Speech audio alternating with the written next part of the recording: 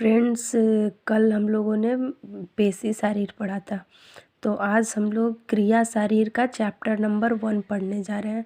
तो जैसे हम सबको पता है कि शारीर बेसिक प्रिंसिपल ऑफ आयुर्वेदा और त्रिदोष, ये 3 चैप्टर से 8 मार्क्स के क्वेश्चन आते हैं। ये तीनों चैप्टर को मिलाकर 8 मार्क्स का क्वेश्चन आएगा दोस्तों। तो आज हम लोग फर्स्ट चैप्टर स्टार्ट करते हैं क्रिया शारीर का, जिसका नाम है विषय प्रवेश। विषय प्रवेश में इसमें दिया गया है कि मनुष्य जो है वो समस्त प्रयत्न सुख प्राप्ति के लिए करता है। सुख 2 प्रकार का होता है, लौकिक सुख, पारलौकिक सुख। इन सुखों की प्राप्ति की गई चेष्टा का नाम पुरुषार्थ है। तो दोस्तों इसका नोट्स भी हमने बनाया है, और ये जो नोट्स है ये बिल्कुल उस जो भी चैप्टर में दिया गया है उसमें से जो भी इम्पोर्टेंट है वही इसमें बनाया गया है। तो जो है लिखा हुआ है नोट्स में, इससे ज़्यादा कुछ भी नहीं आता एग्ज़ाम में। तो दोस्तों हम लोग देखते हैं, मनुष्य मात्र प्रयत्न सुख प्राप्ति के लिए करता है। मनुष्य जो भी प्रयत्न करता है, जो भी कोशिश करता है, सिर्फ और सिर्फ सुख प्राप्ति के लिए करता है। सुख भी दोस्तों 2 प्रकार का होता है, जैसा कि इसमें बताया गया, लौकिक सुख और पारलौकिक सुख। ये मतलब हम लोग को MCQ में आ सकता है। सुख कितने प्रकार के होते हैं? तो 2 प्रकार के होते हैं, लौकिक सुख, पारलौकिक सुख। सुखों की प्राप्ति के लिए की गई चेष्टा का नाम पुरुषार्थ है। पुरुषार्थ भी 4 प्रकार का होता है। एक होता है अप्राप्त का प्राप्ति, जो हमें प्राप्त नहीं है उसका प्राप्ति के लिए जो कोशिश करता है उसको बोलते हैं अप्राप्त की प्राप्ति। प्राप्त का रक्षण, जो हमको प्राप्त हो चुका है उसका हम लोग रक्षा कैसे करें, वो हुआ प्राप्त का रक्षण। तीसरा है रक्षित का वृद्धि, जो हमारे पास है पहले से, जो रक्षा में है उसका वृद्धि कैसे हो, उसको बढ़ाया कैसे जाए। और फिर चौथे नंबर पे है वर्धित का त्याग, जो हमारे पास है उसका त्याग भी करना, एक समय आता है जिसमें त्याग भी करना होता है। नेक्स्ट है धर्म अर्थ काम, इस मोक्ष रूपी लक्ष्य की प्राप्ति के साधन है। धर्म अर्थ और काम, ये तीनों का जब संयोग होता है, जब व्यक्ति ये तीनों कार्य करता है तब उसे मोक्ष रूपी लक्ष्य प्राप्त होता है, तब उसे मोक्ष प्राप्त होता है। वो जन्म मरण के काल से उसको, जन्म मरण के बंधन से वो बाहर आ जाता है। फिर है पुरुषार्थ के लिए मनुष्य को शारीरिक तथा मानसिक दृष्टि से स्वस्थ होना जरूरी है। अगर पुरुषार्थ को प्राप्त करना है तो व्यक्ति को शारीरिक और मानसिक दोनों दृष्टि से स्वस्थ होना जरूरी है। अब हम लोग जैसे कि आयुर्वेद का प्रयोजन देखते हैं, तो आयुर्वेद का प्रयोजन जो है वो हम लोग अष्टांग हृदय में भी पढ़े हैं, रचना शारीर, क्रिया शारीर, चरक सब में पढ़े हैं। तो इसका ये लाइन याद करना बहुत ज़रूरी है। प्रयोजनम चास्य, यहाँ है दोस्तों, प्रयोजनम चास्य स्वास्थ्यस्य स्वास्थ्य रक्षणम आतुरस्य विकार प्रशमन च। आयुर्वेद के 2 प्रयोजन हैं।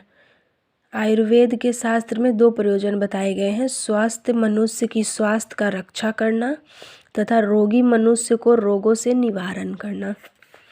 तो अब इतना तक तो हम लोग को याद हो गया होगा। फिर आगे देखते हैं, उपयुक्त दोनों प्रयोजन जीवित प्राणी पे ही सिद्ध होते हैं। जैसा कि इसमें है कि दोनों प्रयोजन, अगर स्वस्थ मनुष्य की स्वास्थ्य है, ये भी एक जीवित प्राणी है, और रोगी को रोग से निवारण करना, ये भी जीवित प्राणी है। तो बताया गया है कि दोनों प्रयोजन जीवित प्राणी पर ही सिद्ध होते हैं।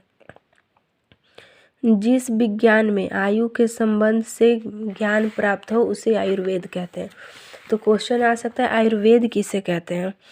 तो जिस विज्ञान में आयु के संबंध में ज्ञान प्राप्त हो उसे आयुर्वेद कहते हैं। तो आयुर्वेद किसे कहते हैं, ये क्वेश्चन आता है दोस्तों, तो ये वाला लिखना बहुत इंपॉर्टेंट है। ये श्लोक, हिताहितम सुखम दुखम मायुस्तस्य हिताहितम मानम च तच्च यत्रोत्तम आयुर्वेद स उच्यते। अर्थात जिस शास्त्र में हितमय अहितमय सुख आयु एवं दुख आयु का तथा आयु के मान का वर्णन हो उसे आयुर्वेद कहते हैं।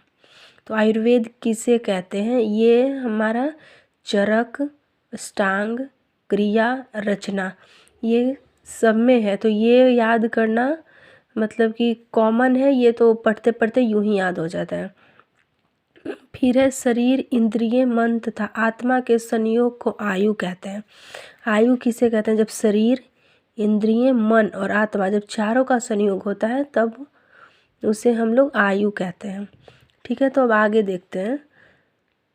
शरीरे इंद्रिय सत्व संयोगे आयु रुच्यते, ये तो वही हुआ। फिर आगे है शरीर और इंद्रिय पंच भौतिक द्रव्य है। हमारा शरीर जो है वो पंचभूतात्मक है, तो वही लिखा है यहाँ पे, शरीर और इंद्रिय पंच भौतिक द्रव्य है, अतः विनाशशील है। शरीर हमारा विनाशशील है, अचैतन्य है। लेकिन यहाँ आत्मा के बारे में बताया गया है, आत्मा जो है अविनाशी है, निर्विकार है तथा चैतन्य है। इस कारण जब आत्मा का संबंध मन और इंद्रिय से होता है तब जीवन के लक्षण प्राप्त हो जाते हैं। वह शरीर सुख कर, दुख कर, हित कर, अहित कर तथा कर्मों से प्रभावित होने लगते हैं। जब जीवन के लक्षण प्रकट हो जाते हैं तब हमें सुख, दुख, हित, अहित समझ आने लगता है। आत्मा कभी व्याधिग्रस्त नहीं हो सकती, क्योंकि आत्मा कभी मरती नहीं है, ये सिर्फ एक शरीर से दूसरे शरीर में परिवर्तित होती है, इसीलिए बोलते हैं आत्मा कभी व्याधिग्रस्त नहीं हो सकती। अब आते हैं हम लोग चिकित्स्य पुरुष। चिकित्स्य पुरुष जो ये बहुत ही इंपॉर्टेंट टॉपिक है। चिकित्स्य पुरुष से पिछले बार भी क्वेश्चन आया था। तो चिकित्स्य पुरुष किसे कहते हैं? तो चिकित्स्य पुरुष को ही कर्म पुरुष हम लोग बोलते हैं। तो आयुर्वेद में आकाश, वायु, तेज, जल तथा पृथ्वी को पंचभूतात्मक शरीर एवं चेतना उत्पन्न करने वाली चेतना से युक्त यह 6 धातु के समुदाय को पुरुष संज्ञा दी गई है। पुरुष की संज्ञा किसे दी गई है?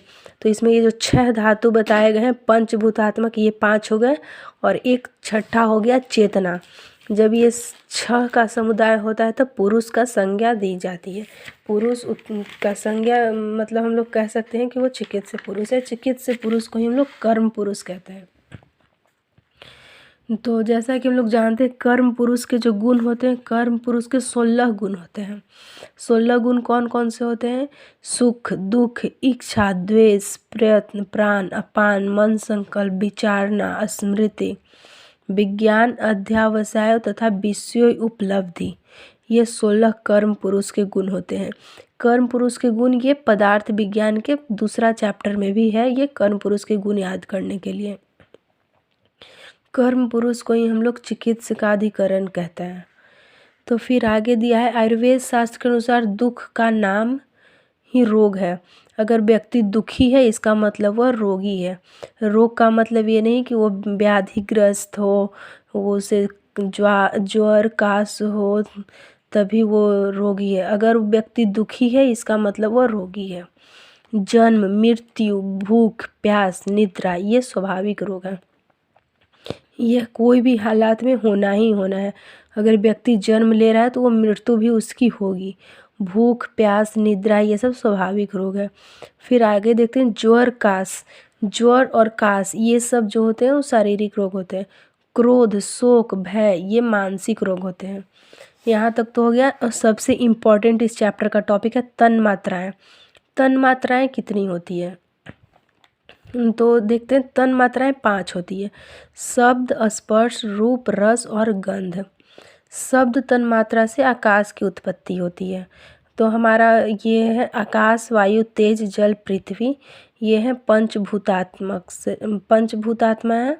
और ये शब्द, स्पर्श, रूप, रस, गंध जो है इनसे उत्पन्न हुए हैं। तो यहाँ हमारा बुक में बताया हुआ है शब्द तन्मात्रा से आकाश की उत्पत्ति होती है, और स्पर्श तन्मात्रा से वायु की उत्पत्ति होती है, रूप तन्मात्रा से तेज की उत्पत्ति होती है, रस तन्मात्रा से जल की उत्पत्ति होती है,